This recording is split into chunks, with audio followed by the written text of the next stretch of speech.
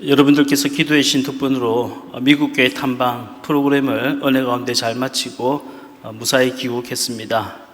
저 개인적으로는 아주 유명한 관광지나 경치가 좋은 곳에 가는 것보다 세계 각지에 흩어져 있는 주님의 제자들을 만나는 것이 훨씬 더 기대가 되고 익사이팅하고 흥분되고 또 감동이 됩니다. 이번에 특별히 미국 교회 젊은 사람들이 정말 예배를 위해서 정말 준비를 많이 하고 전력을 다해서 전심으로 하나님께 최고의 예배를 올려드리는 모습을 보면서 큰 감동과 도전을 받았습니다. 돌아오는 비행기 안에서 그런 기도를 하게 되었어요.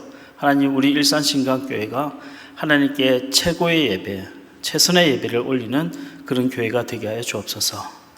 오늘 이 자리에 계신 저와 여러분 모두가 우리의 마음과 뜻과 온 힘을 다해서 예배 전심, 예배 전력으로 하나님께 최고의 예배를 올려드리는 그런 귀한 예배자들이 다 되시기를 주의 이름으로 축복합니다.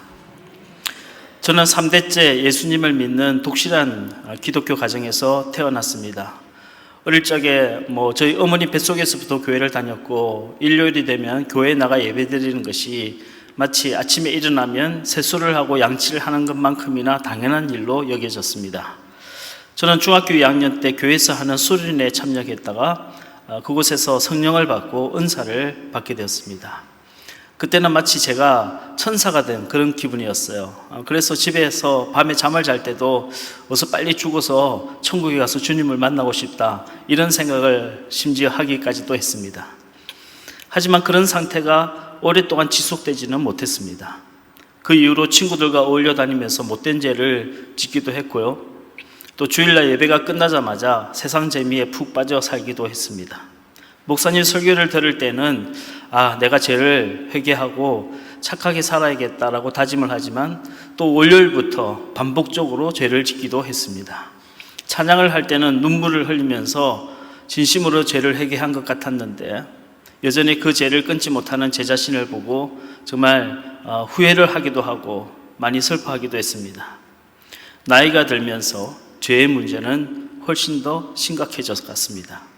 어릴 적에 지었던 죄, 예컨대 헌금을 삥땅 쳐서 과자를 사 먹는다든지, 아니면 어머니한테 독서실에 간다고 거짓말 해놓고 친구들과 함께 극장에 간다든지, 이런 죄가 아니라 그와 비교할 수 없는 제 신앙의 뿌리를, 근간을 흔들 만한 그런 심각한 죄의 문제의 심각성을 느끼면서 갈등하기 시작했습니다.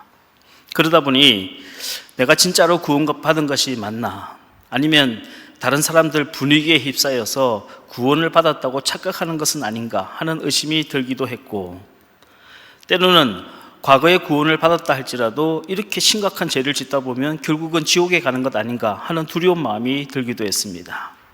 또 때로는 사도 바울과 같은 위대한 사람들도 오호라 나는 공고한 사람이로다, 누가 나를 이 사망의 몸에서 건져내랴 라고 탄식했는데, 나같이 평범한 사람이 이 정도 죄를 짓는 것은 어찌 보면 당연한 일이 아닌가 하고 제 자신의 죄를 합리화하기도 했습니다.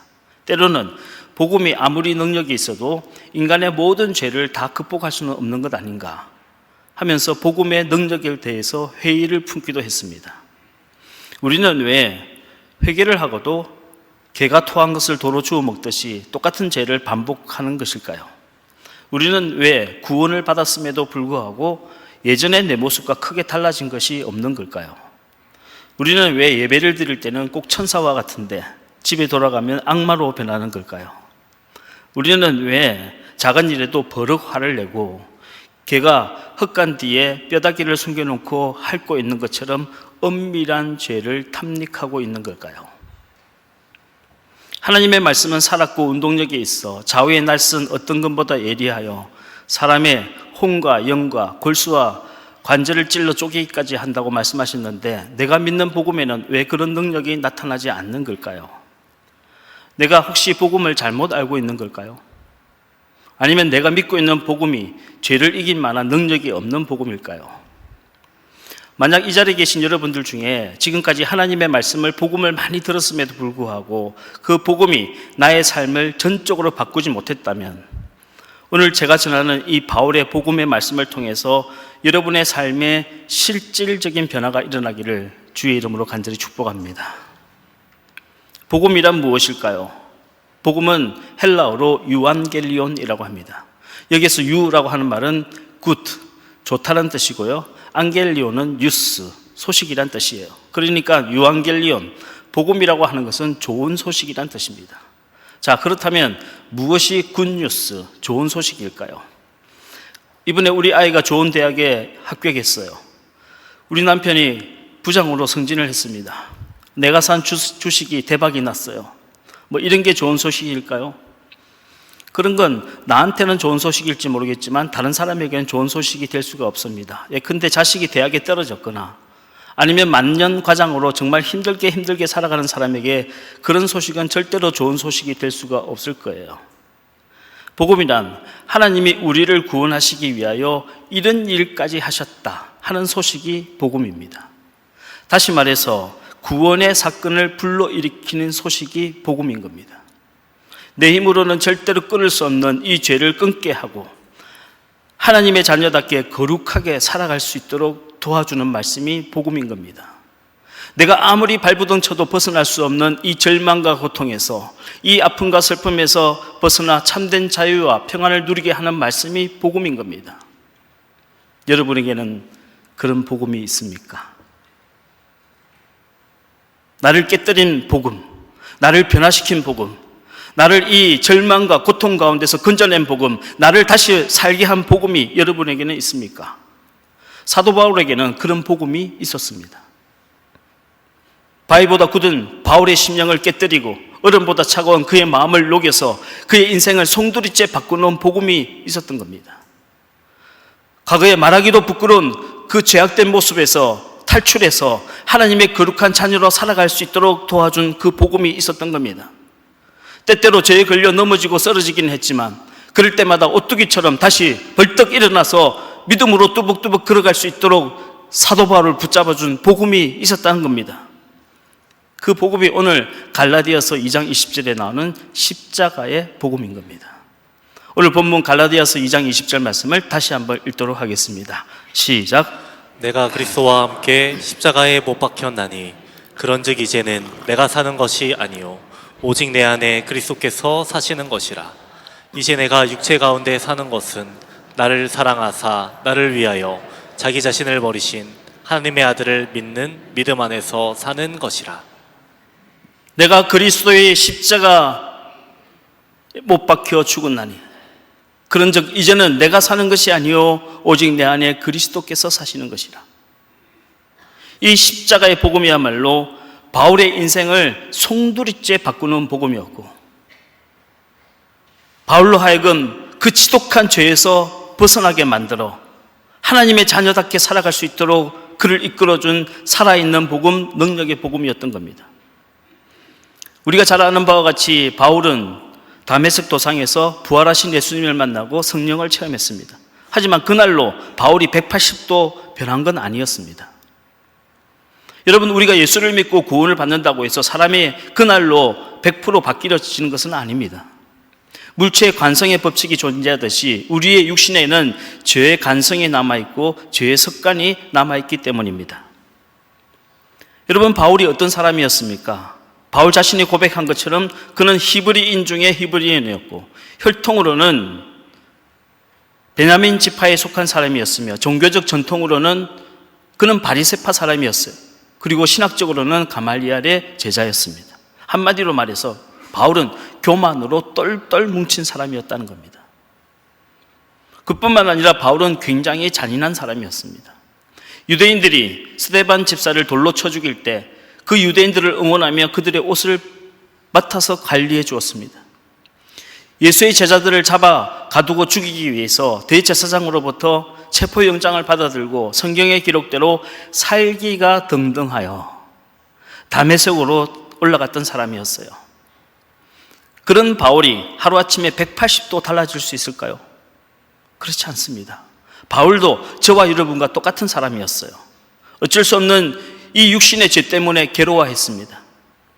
고대 그리스 신화에 나오는 히드라처럼 목을 잘라내면 다시 머리가 자라나고 목을 잘라내면 또 머리가 자라나듯이 회개하고 없어진 줄로 알았던 이 지독한 죄가, 이 못된 성질머리가 불쑥불쑥 튀어나올 때마다 사도 바울도 자신의 믿음이 올바른 것인가 회의에 빠지기도 했습니다. 하지만 우리의 연약함을 아시고 우리를 도우시기 위하여 말할 수 없는 탄식으로 간구하시는 성령님께서 그런 바울을 포기하지 아니하시고 바울이 넘어지고 쓰러질 때마다 그를 붙잡아 주시고 일으켜 주셔서 그 바울을 십자가의 복음에까지 인도해 주신 겁니다. 그리고 마침내 그 십자가의 복음 안에서 바울은 변화가 되었습니다. 교만하고 잔인하고 분노와 혈기로 가득 차 있던 바울은 죽고 하나님의 사랑으로 충만한 예수의 사람, 성령의 사람으로 다시 태어나게 된 겁니다. 그것이 진짜 복음의 능력인 겁니다. 저는 오늘 저와 여러분에게도 이런 복음의 능력이 있기를 주의 이름으로 축원합니다. 오늘 바울이 고백한 십자가 복음은 간단히 세 문장으로 설명할 수가 있습니다. 첫 번째 문장은 그가 나를 위하여 죽으셨다 하는 겁니다. 오래전에 한 50대 중반의 신사 남자분을 제가 전도한 적이 있는데 이분이 아주 논리적으로 성경 말씀을 반박하면서 저한테 그런 말을 하는 겁니다. 목사님, 나는 솔직히 기독교의 교리가, 그 논리가 도저히 납득이 안 됩니다. 왜 죄 지은 사람은 가만히 냅두고 죄 없는 사람을 죽여놓고 그 사람을 믿으라고 말하는 겁니까? 여러분, 사실 맞는 말이 아닙니까? 내가 죄를 지었으면 나한테 벌을 주면 되고 내가 착하게 살았으면 나한테 축복을 주면 그만이지, 굳이 예수를 십자가에 못 박아 죽여놓고 그 예수를 믿어야만 구원해 주겠다니, 이런 논리를 어떻게 믿을 수 있냐는 겁니다. 게다가 2000년 전에 살았던 예수가 왜 지금의 나 때문에 죽느냐는 겁니다. 여러분은 어떻게 생각하십니까? 트루먼 데이비스라고 하는 의사가 쓴 책이 있는데요, 그 책 제목이 현대 의학으로 본 예수 그리스도의 고통이라는 책입니다. 제가 신학교 때 이 책을 읽고 굉장히 큰 충격을 받았어요. 이 책은 신학적인 논쟁은 다 빼버리고 오직 의사의 관점으로, 의학적인 관점으로 예수님이 당한 십자가의 고통이 어떤 것인가 하는 것을 자세히 설명하고 있습니다. 십자가가 처음 발명된 것은 고대 페르시아인들에 의해서 발명됐습니다. 그런데 그리스의 알렉산더 대왕이 페르시아를 정복하면서 페르시아에 있던 그 십자가를 그리스로 가져고 와서 자신의 정적들을 죽이는 데 사용했습니다. 그리스 문명을 그대로 이어받은 로마 제국은 반역을 일으키거나 밀란이나 소요를 일으킨 정치범이나 반역자들을 처단하는 사형 집행 도구로 십자가를 사용하기 시작했습니다.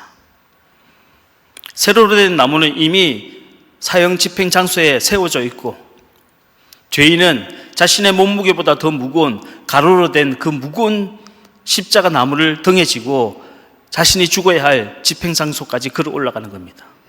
무게를 견디지 못하고 넘어지면 로마 병정이 가차없이 채찍으로 때렸습니다.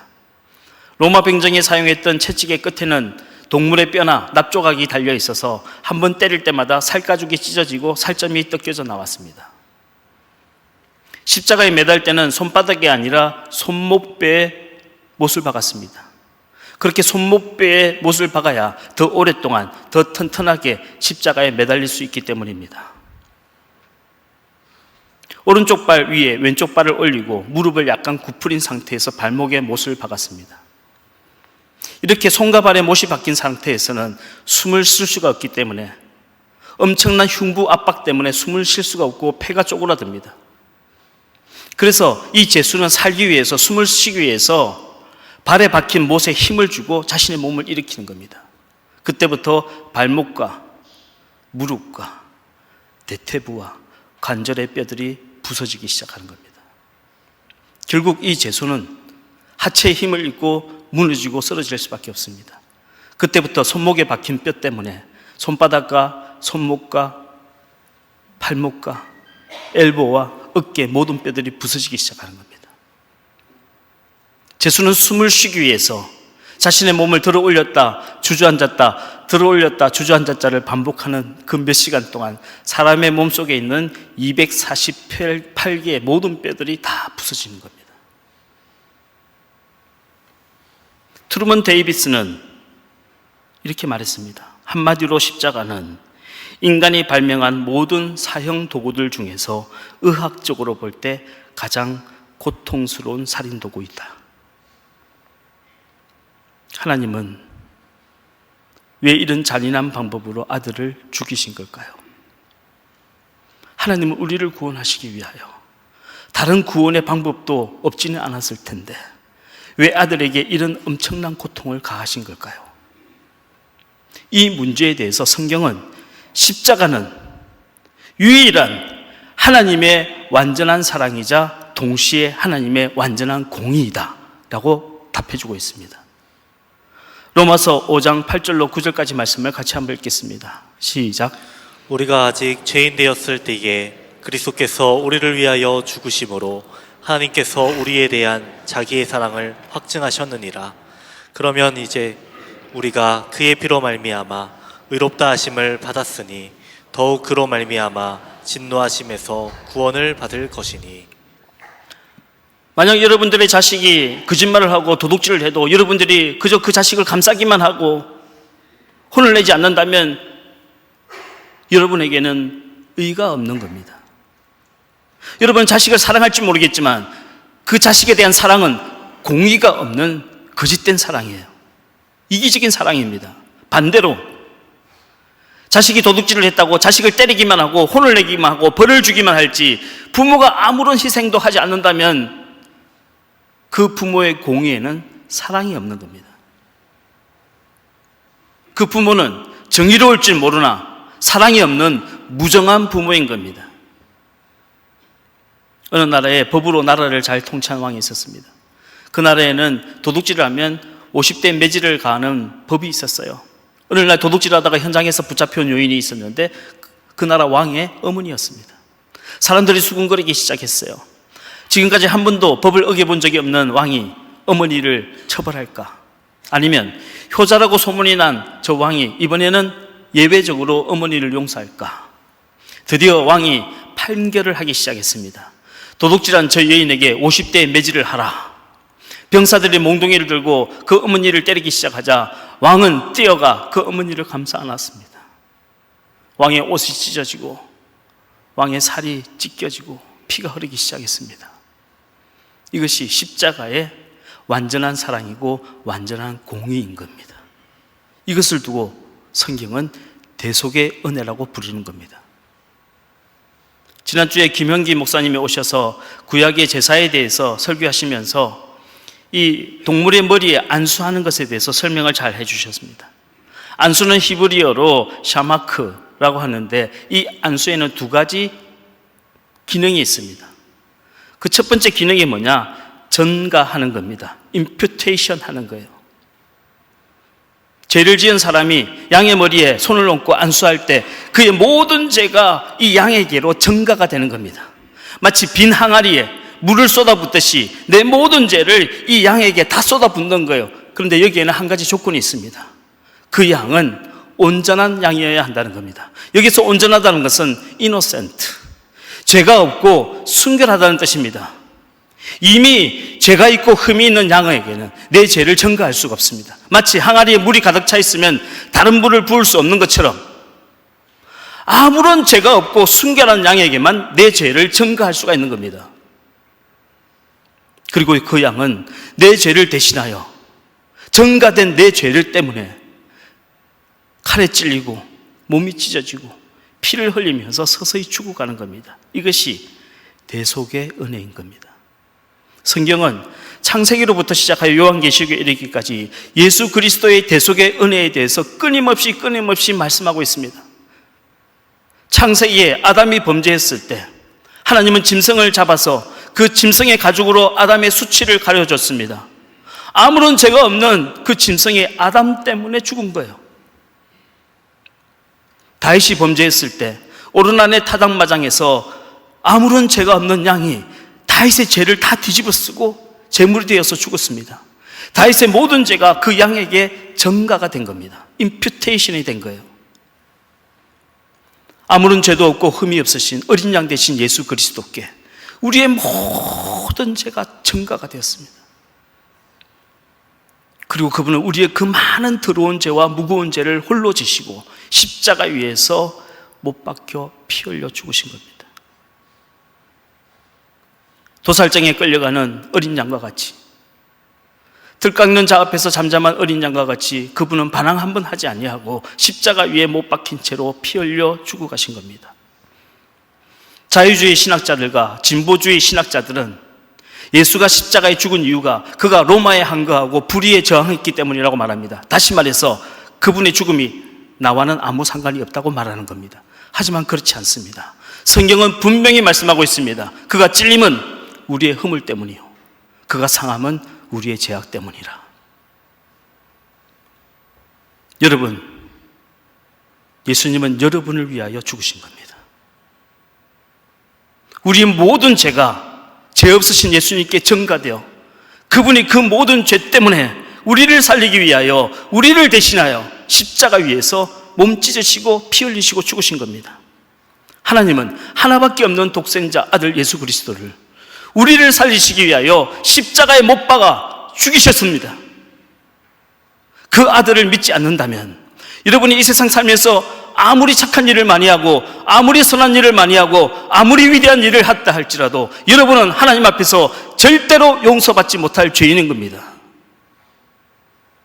아들을 믿음으로 말미암아 의롭다함을 받게 되는 겁니다.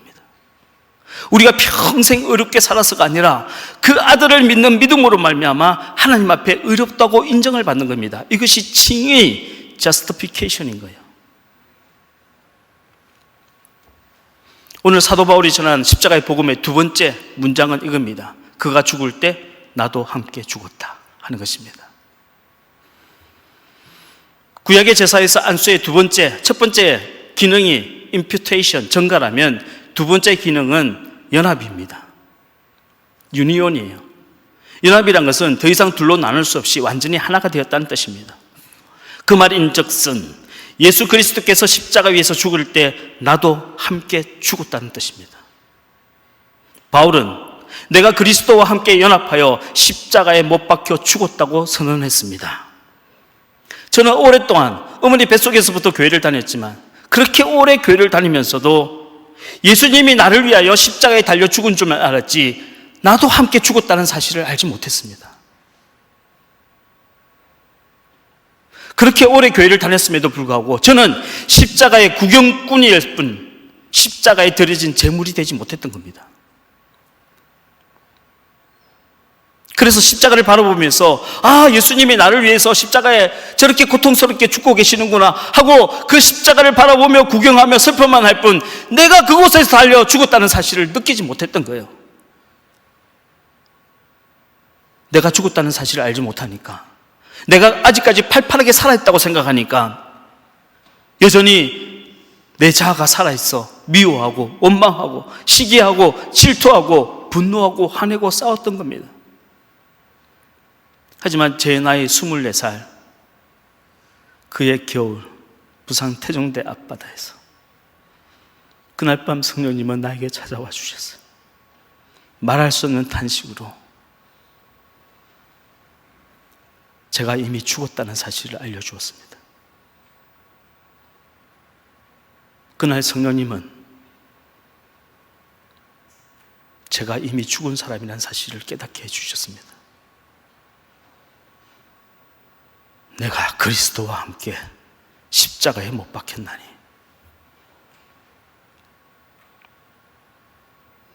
나의 온갖 지저분한 욕망들과 욕심들과 온갖 미움과 시기와 질투와 분노와 한행과 나의 많은 거짓말들과 사랑하는 사람에게 상처를 주었던 그 많은 말들은 나 김인기는 이미 죽었다 하는 사실을 깨닫게 해준 겁니다. 그날 이후로 많은 것이 변화되었습니다. 여러분, 죽은 사람이 무슨 욕심을 내겠습니까? 십자가에 두 손과 두 발이 못 박혀 죽은 사람이 어떻게 다른 사람 멱살 잡고 싸우자고 덤빌 수 있습니까? 시비비비를 가리고 싸워보자고 하는 생각이 들 때마다 주님, 저는 주님과 함께 죽었습니다 하고 고백하게 되는 겁니다. 이것이 복음의 능력입니다. 우리는 살면서 후회도 많이 하고 반성도 많이 합니다. 하지만 여러분, 후회를 하고 반성을 했다고 해서 내가 죽은 것은 아닙니다. 십자가의 복음은 후회를 하고 반성을 하는 것이 아니라 나도 주님과 함께 십자가에 못 박혀 죽는 겁니다. 예수께서 십자가 위에서 손과 발에 못 박히시고 온몸에 248개의 뼈 마디마디가 다 끊어지고 폐에 산소가 다 사라져서 숨을 쉴 수가 없고 옆구리에 창에 찔려 모든 물과 피를 다 쏟아내신 것처럼 나를 그렇게 철저하게, 나를 그렇게 단단히 십자가에 못 박아 죽이는 것이 복음의 진짜 능력인 겁니다. 내가 그리스도와 함께 십자가에 못 박혀 죽었다는 사실을 인정하고 나니까 그 다음부터는 과거에 그렇게 재미있고 은밀하게 즐겼던 죄가 더 이상 기쁨이 아니라 고통으로 변하기 시작했어요. 난 모르는 은밀한 죄를 지을 때마다 내 손과 발에 못 박히는 아픔을 느끼기 시작했습니다. 누군가를 한없이 미워하고 정오할 때마다 옆구리에 창에 찔린 것처럼 아픔이 밀려왔어요. 다른 사람을 속이고 거짓말하고 궁리를 할 때마다 머리에 가시멜 유령을 쓴 것처럼 통증이 밀려오게 된 겁니다. 그러니 어떻게 개가 흙간뒤에 뼈다귀를 숨겨놓고 그것을 핥아먹듯이 죄를 은밀하게 탐닉할 수 있겠습니까? 여러분, 십자가의 복음은 단지 예수님이 십자가에 달려 죽으셨다 하는 사실을 믿는 것이 아니라 더 나아가 나도 주님과 함께 죽었습니다 라고 고백하는 겁니다. 진정한 회개란 반성만 하고 후회만 하는 것이 아니라 예수의 십자가가 내 십자가로 믿어지고 예수의 죽음이 나의 죽음으로 받아들여지는 것이, 그것이 진짜 십자가의 복음인 겁니다. 지난주에 말씀을 들었죠. 구약의 제사에서 제물은 반드시 죽어야 되고 불태워져야 합니다. 그렇지 않으면 하나님이 받으시지 않는 거예요. 제가 어릴 적에 저희 할머니가 손주들한테 닭을 잡아주겠다고 했다가 온 집안이 난리가 난 적이 있습니다. 이 닭은 순간적으로 목을 비틀어서 한 방에 목을 잘라야 되는데 저희 할머님이 잘못해서 이게 목이 덜 잘린 겁니다. 지금부터는 상상하지 마시고 그냥 들으세요. 모가지가 덜렁덜렁한 이 닭이 온 집안을 뛰어다니면서 푸드득거리면서 피가 문지방에 대청마루에 다 튄 겁니다. 그때 어렸던 우리들은 다 도망다니고 할머니는 닭을 잡으러 돌아다니고 온 집안에 피칠갑을 하면서 집안이 더러워졌어요. 여러분, 죽지 않은 재물은 더러운 겁니다. 여러분, 하나님 믿지 않는 세상 사람들이 세상에서 온갖 죄를 짓고 거짓말하고 도둑질하고 사기치고 간음하고 온갖 죄를 짓는 것은 문제가 아니에요. 예수를 믿고 주님과 함께 죽었어야 할 우리들이 팔팔하게 살아서 죄를 여전히 짓고 있는 게 진짜 문제입니다. 여러분, 정치인들이, 국회의원들이 국회에서 서로 멱살 잡고 난장판을 만들고 쌈박질한 게 그게 문제가 아니에요. 이미 그리스도 안에서 죽었어야 할 우리들이 교회 안에서 싸우고 있는 것이, 그게 진짜 문제인 겁니다. 죽지 않는 재물이 문제예요. 닭장에 있는 닭이 문제가 아닌 거예요. 여러분, 이 세상에서 내가 죽었습니다 하는 말을 굿뉴스라고, 좋은 소식이라고 말하는 종교가 어디 있습니까? 기독교밖에 없습니다. 기독교의 성경만이 내가 그리스도와 함께 죽었다는 사실을 굿뉴스라고, 좋은 소식이라고 말하는 겁니다. 왜 그렇습니까? 내가 죽어야 하나님이 기뻐 받으시는 제물이 되는 거예요. 내가 죽어야 예수님과 온전히 연합하여 하나가 되는 겁니다. 내가 죽어야 이 지긋지긋한 죄로부터 탈출해 나올 수 있는 거예요. 내가 죽어야 내 가정이 사는 것이고, 내가 죽어야 우리 교회가 사는 겁니다. 바울이 말한 십자가의 복음 세 번째 문장은 이제는 내가 아니라 그리스도가 사는 것이다 하는 말입니다. 바울은 우리의 옛자가 십자가에 못 박혀 죽은 이후로 이제는 내가 사는 것이 아니라 내 안에 계신 그리스도가 사는 것이라고 선언했습니다. 우리 갈라디아서 2장 20절 앞부분을 다시 한번 읽겠습니다. 시작. 내가 그리스도와 함께 십자가에 못 박혔나니 그런즉 이제는 내가 사는 것이 아니요 오직 내 안에 그리스도께서 사시는 것이라. 내가 죽었습니다 하고 끝나버리면 복음이 아니에요. 내가 죽은 걸로 끝나버리면 그건 절대로 좋은 소식이 될 수 없습니다. 나는 죽었지만 이제 내 안에 그리스도가 살고 계십니다. 이것이 진짜 복음인 겁니다. 예수님께서 부활하시고 승천하시기 직전에 제자들에게 약속을 하나 하셨죠. 내가 너희들을 떠나가지만 나보다 훨씬 더 좋은 보혜사 성령을 너희들에게 보내주겠다. 사도행전 2장 마가의 다락방에 오순절날 성령 강림하신 사건 이후로 주의 이름으로 모인 모든 교회들 위해 예수를 주라고 고백하는 모든 성도들 위해 성령은 강림하셨습니다. 할렐루야. 믿으시길 바랍니다. 오늘 이곳에 예수를 구주라고 고백하는 우리들이 예배하는 이곳에 성령님께서 임하신 줄로 믿으시길 바랍니다. 그리고 그 성령님은 우리 예수님의 영이십니다. 이제는 그 성령님이 우리 안에서 살고 계신 겁니다. 여자가 임신을 하면 자궁에 태아가 착상하는 그 순간부터 몸의 변화가 일어납니다. 호르몬의 변화가 일어나고 감정도 변화가고 심지어 입맛도 바뀝니다. 그 전에 그렇게 좋았던 못된 것들, 아주 지독한 것들, 술, 담배, 커피 같은 거 좋아했던 분들도 이상하게 임신을 하게 되면 땡기지 않는 거예요. 끊게 되는 겁니다. 그 대신에 이쁜 것, 아름다운 것, 이런 것들이 눈에 들어오기 시작하는 거예요. 왜 그런 줄 아십니까? 내 몸속에 있는 태아의 DNA가 엄마에게 영향을 주고 있기 때문에요. 하물며 살아계신 성령께서 우리 안에 계신다면 그분의 영적인 DNA가 우리의 마음과 생각과 몸에 얼마나 큰 영향을 주겠습니까? 이제는 과거의 내 감정으로, 과거의 내 생각으로 판단하고 정죄하는 것이 아니라 그분의 마음으로 이해하게 되고 그분의 마음으로 용서하게 되는 겁니다. 그런데 이런 의문이 들죠. 아니, 내가 예수를 믿고 성령을 받았는데 그런데 왜 나는 아무런 변화가 일어나지 않는가? 그 사람에게는 분명한 이유가 있기 때문입니다. 내 안에 계신 그리스도, 내 안에 계신 성령님을 뒷방 노인네 취급하고 있는 겁니다.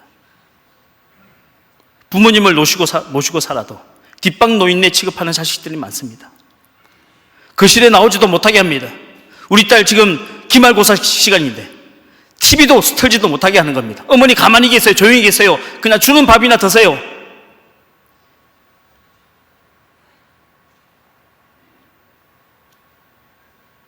교회는 나와서 예배는 드립니다.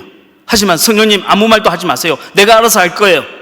그냥 제가 드리는 헌금이나 받아 잡수세요. 하지만 어떤 자녀들은 구정명절에 사과 선물이 들어오면 제일 먼저 깎아서 어머니 방에 갖다 드립니다. 어머니 이거 한번 드셔보세요. 오늘 하루 기뻤던 일, 슬펐던 일, 속상했었던 일 다 이야기합니다. 그리고 어머니에게 물어보는 거예요. 어머니, 저 정말 속상해요. 이럴 때 어머니는 어떻게 하시나요? 지혜를 듣는 겁니다. 여러분이 아무리 교회를 오래 다녀도 내 안에 계신 성령님과 깊은 사랑의 교제를 나누지 않고 깊은 대화를 나누지 않는다면 여러분이 아무리 교회를 오래 다녀도 여러분은 변하지 않습니다. 사람은 정말 사랑해야 변하는 겁니다. 사람은 누군가를 진심으로 사랑하면 닮아갈 수밖에 없습니다. 사람은 누군가를 정말 깊게 사랑하면 그 사람에게 물들 수밖에 없습니다. 그것이 십자가의 복음의 본질인 겁니다. 꽃잎에 손가락에 물들듯이 나도 모르는 사이에 내 안에 계신 성령님께 물들어가는 것, 이것이 바울이 말한 이전 내가 사는 것이 아니요 내 안에 그리스도께서 사시는 것이라, 이것이 바로 성화인 겁니다. 여러분,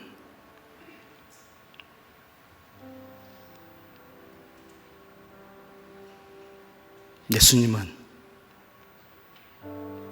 여러분을 위해서 죽으셨습니다.